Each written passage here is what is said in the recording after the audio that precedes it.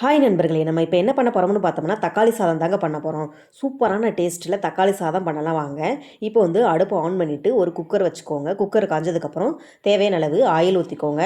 Oil ஊற்றிட்டு oil காஞ்சதுக்கப்புறம் ஒரு நட்சத்திரப்பூ, 4 சின்ன துண்டு பட்டை, 4 ஏலக்காய், ஒரு 4-5 கிராம்பு, ஒரு அரை ஸ்பூன் சோம்பு, ஒரு பெரிய வெங்காயம் இதெல்லாம் கட் பண்ணி வச்சுருக்கேன். இதில் சேர்த்துட்டு நல்லா வதக்கிட்டு இருக்கிறப்பயே ஒரு 3 பச்சை மிளகாயை 2ஆக கீறி சேர்த்துக்கிறேன். கொஞ்சமாக கருவேப்பில், தேவையான அளவு கல்லுப்பு சேர்த்துக்கிறேன். சேர்த்துட்டு வெங்காயத்தை நல்லா பொன்னிற வர அளவுக்கு நல்லா வதக்கிக்கோங்க.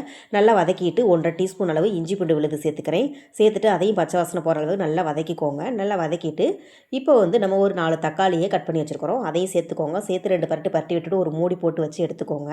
எடுத்துகிட்டு பாருங்கள், தக்காளி நல்லா வதங்கிருச்சு. இப்போ நல்லா மசிச்சு விட்டுக்கோங்க. நல்லா மசிச்சு விட்டுட்டு இப்போ வந்து மசாலா சேர்த்துக்கலாம்.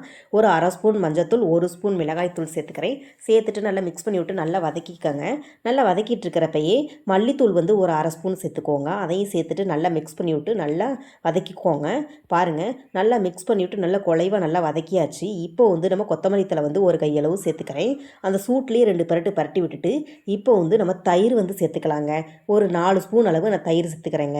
சேர்த்துட்டு நான் அதையும் சேர்த்து நல்லா மிக்ஸ் பண்ணி விட்டு நல்லா கலந்து விட்டுக்கோங்க. எல்லா மசாலா எல்லாம் நல்லா மிக்ஸ் ஆகிற மாதிரி நல்லா கலந்து விட்டுக்கோங்க. நல்லா பாருங்கள், நல்லா மிக்ஸ் பண்ணி விட்டு நல்லா கலந்தாச்சு. இப்போ வந்து நம்ம தண்ணி சேர்த்துக்கலாம்.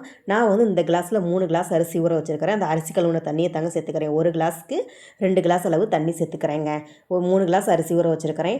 6 கிளாஸ் சேர்த்துக்குவேன். இன்னும் ஒரு அரை கிளாஸ் சேர்த்து ஊற்றிட்டு நம்ம வந்து இப்போ வந்து நல்லா கலந்து விட்டுக்கலாம். நல்லா கலந்து விட்டுட்டு கொதி வரட்டும். கொதி வந்ததுக்கப்புறம் நம்ம அரிசி ஒரு அரை மணி நேரம் ஊற வச்சு எடுத்து வச்சுருக்கிறேன், அதையும் சேர்த்துக்கோங்க.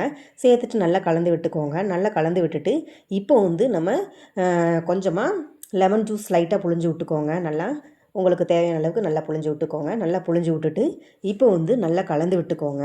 நல்லா கலந்து விட்டுட்டு ஒரு நிமிஷம் நல்லா கலந்து விட்டுட்டு நம்ம குக்கர் மூடி போட்டு ஒரு 2 விசில் விட்டு எடுத்துக்கலாங்க.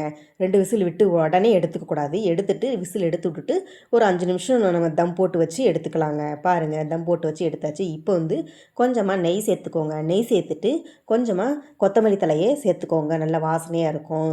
நல்லா கொத்தமல்லி தழையை சேர்த்து விட்டுட்டு நல்லா மிக்ஸ் பண்ணி விட்டுக்கோங்க. நல்லா கலந்து விட்டு நல்லா சாப்பாடு எல்லாத்தையும் சாதத்தை எல்லாத்தையும் நல்லா அரிசி சாப்பாடு எல்லாம் உடையாத அளவுக்கு நல்லா கலந்து விட்டு மிக்ஸ் பண்ணி விட்டுக்கோங்க. அவ்வளோதாங்க, தக்காளி சாதம் ரெடிங்க.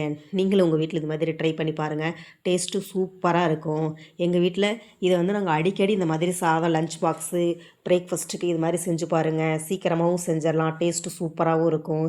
இப்போ வாங்க நம்ம சாப்பிட்றதுக்கு தட்டில் சாதத்தை போட்டுக்கலாம். நம்ம தொட்டுக்கிறதுக்கு தயிர் வெங்காயம் தாங்க செஞ்சுருக்கிறேன். தயிர் வெங்காயமும் தக்காளி சாதமும் வச்சு சாப்பிட்டு பாருங்கள், சூப்பராக இருக்கும். இப்போ வாங்க நண்பர்களே, கொஞ்சமாக சாதத்தை எடுத்து தயிர் வெங்காயத்தை வச்சு சாப்பிட்டோம்னா டேஸ்ட்டு அட்டகாசமாக இருக்குங்க. பாய்.